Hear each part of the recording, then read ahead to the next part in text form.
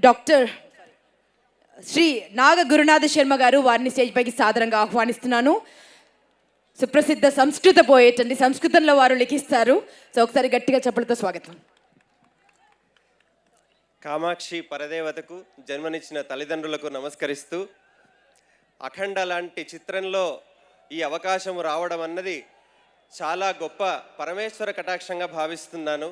దానికి కారణమైన తమన్ గారికి, బోయపాటి సీను గారికి, నిర్మాతలకు, బాలకృష్ణ గారికి అందరికీ కృతజ్ఞతలు తెలుపుకుంటున్నాను. భారతదేశం యొక్క ఆత్మ అన్నారు బోయపాటి గారు మాట్లాడుతూ.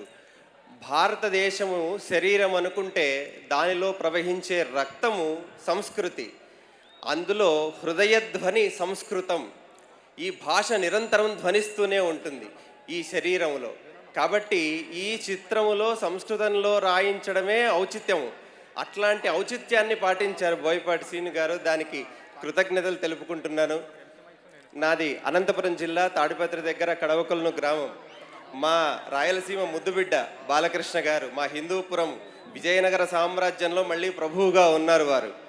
కనుసైగలే చాలు కరకైన కత్తులు, చూపుతో ఖండించు సూరుడతడు, సంభాషణ ధాటి గంభీరమున మేటి వేరెవ్వరట సాటి వీరుడతడు, బోళాతనంబున భూతనాథుని బోలు కపటంబు తెలియని కాలుడతడు,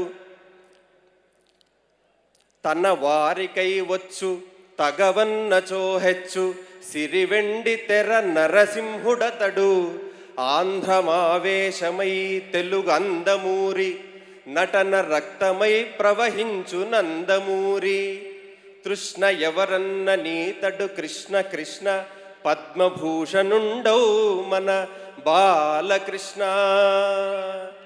ధన్యవాదాలు.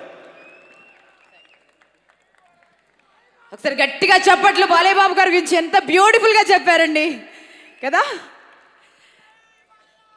నెక్స్ట్ భగవద్గీత ప్రచారానికి శ్రీ